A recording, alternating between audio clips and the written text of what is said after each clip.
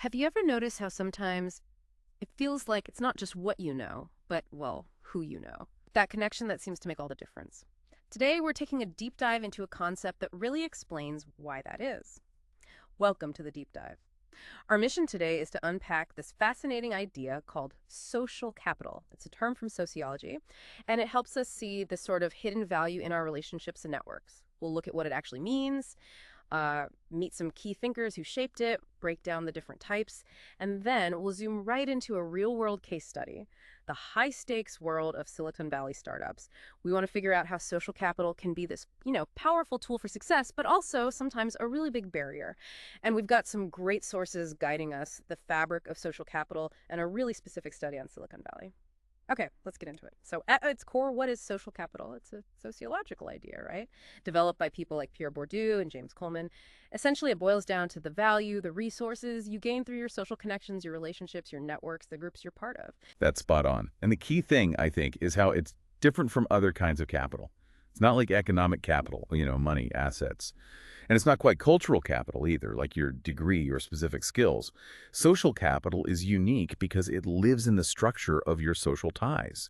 Its fundamental role, it gives you access to information, maybe support when you need it, resources, and crucially, access to opportunities that really only come through those relationships. Right. And that suddenly makes sense of why someone with, say, really strong networks often seems to succeed more easily than someone who's maybe just as talented, but, well, more isolated socially. It's something we kind of feel intuitively, but this gives it a framework, doesn't it? Okay. So that's the basic idea, but like you said, different thinkers had slightly different takes. Two big ones are Pierre Bourdieu and James Coleman. Let's maybe start with Bourdieu. Sure. Pierre Bourdieu, the French sociologist. His definition was something like the aggregate of the actual or potential resources linked to possession of a durable network. Okay. Basically, the sum of resources you can tap into through your network. Bourdieu often focused on how social capital could, well, lock in inequality. He argued that the wealthy and powerful are really good at converting their social connections into other things like economic wealth or cultural prestige. For him, it was part of this bigger picture with economic, cultural, social, and also symbolic capital. Symbolic is like the prestige, the honor, the recognition you get. Ah, okay. So it's not just having the network, but the status that comes with it, too. Exactly. Think about going to an elite university. You get the education that's cultural capital, but you also get this incredibly powerful network. That's the social capital. And that network can directly lead to better jobs, better opportunities later on. So Bourdieu's perspective is quite critical, highlighting how it can reinforce privilege. But then there's James Coleman, who approached it a bit differently, emotionally. Yeah, Coleman, an American sociologist, saw it a bit more positively, perhaps. He viewed social capital more like a public good, something that helps communities cooperate and function better. He focused on how strong relationships, say within families or tight-knit communities, help promote things like educational success or social stability. It's all about trust, shared norms, and these feelings of mutual obligation. You could give an example of that? A classic one is looking at some tightly knit immigrant communities. You often see high levels of social capital helping kids succeed in school because there's this mutual accountability, shared values. Everyone's kind of looking out for each other. That's really interesting. So we have these two major viewpoints. One, seeing it potentially as a tool for reinforcing class structures. The other as a force for community good. What's the takeaway there? Are they contradictory? What's fascinating is that they aren't necessarily contradicting each other. They're more like highlighting different faces of the same thing. Bourdieu makes us look hard at how it can reproduce disadvantage, how class plays into it. Coleman shows us its power for building communities, for collective action. Understanding both sides, that tension, is really key, I think. It makes you wonder, right, how many great ideas just never get seen because the person didn't have the right connections. Definitely food for thought. Okay, so we've talked theory. Let's make it more concrete. How does this social capital actually manifest, like in different types of relationships? Yeah, breaking it down into types is helpful. There are generally three main kinds people talk about. First up is bonding social capital. This is about your strong ties, the deep connections within groups that are quite similar. Think immediate family, your closest friends, maybe a really tight neighborhood group. Like if someone loses their job and their family rallies around. Exactly that. It's about that intense mutual support within a close circle, deep trust, strong bonds. Then second, you've got bridging social capital. This is different. It's about weaker ties, but ties that connect different groups. They bridge social divides. So not your inner circle, but maybe acquaintances, people you know from different parts of your life. Precisely. A good example might be, say, a student from a low-income background getting mentorship from a university alum who runs in completely different social or economic circles.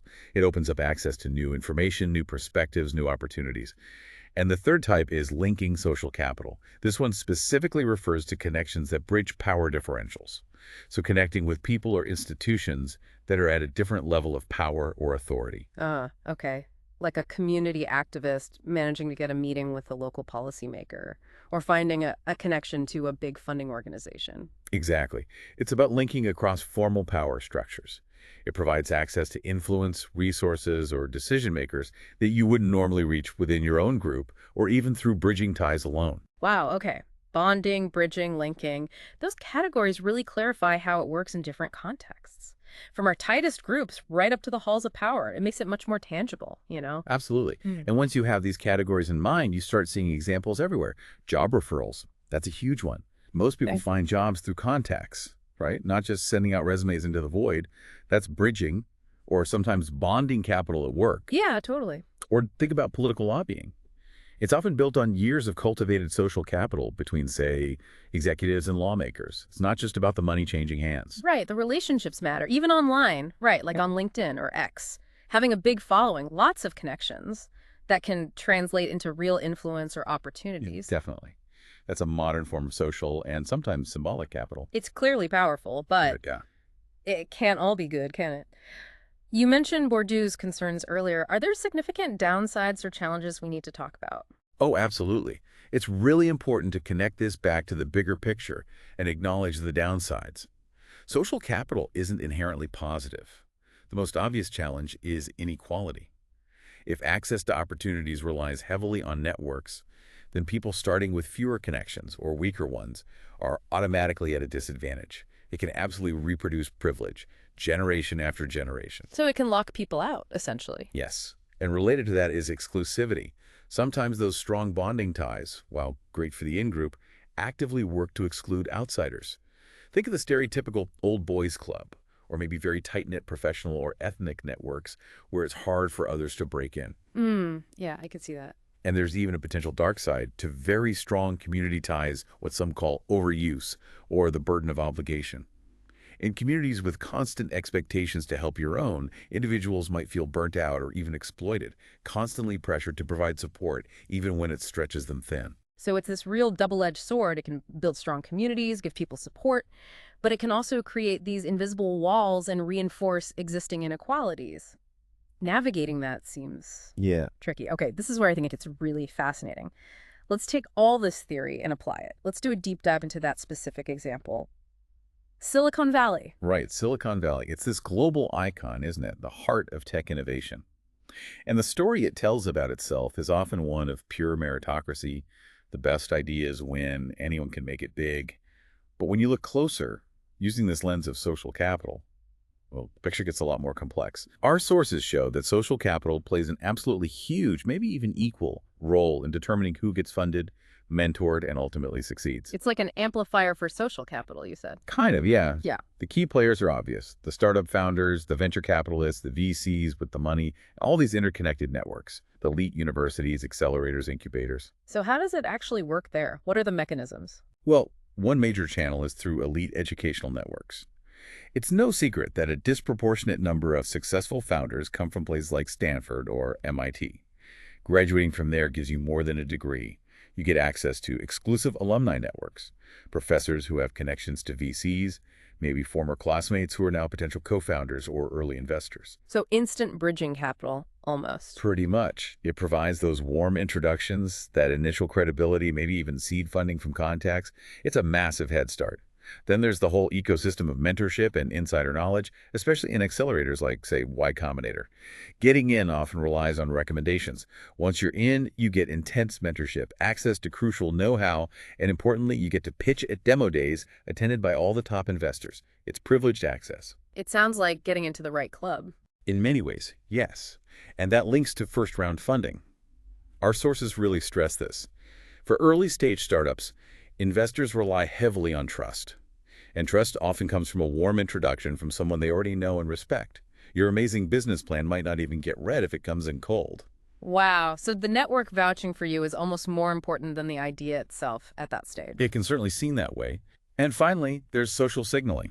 Once a startup gets funding from a top-tier VC firm like Sequoia or gets accepted into Y Combinator, that signals legitimacy. It's like a stamp of approval. That's symbolic capital, and it makes it easier to attract more funding, talent, media attention.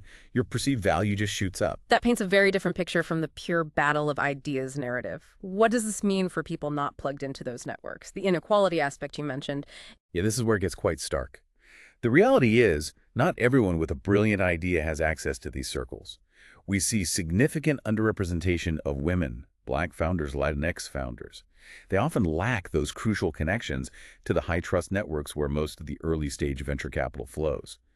Despite lots of talk about democratizing funding, the old channels remain incredibly powerful. And the statistics really bear that out, don't they? I think one source mentioned for 2022, it was something like less than 2% of U.S. VC funding went to Black founders. Exactly. It's a tiny fraction. So picture this contrast.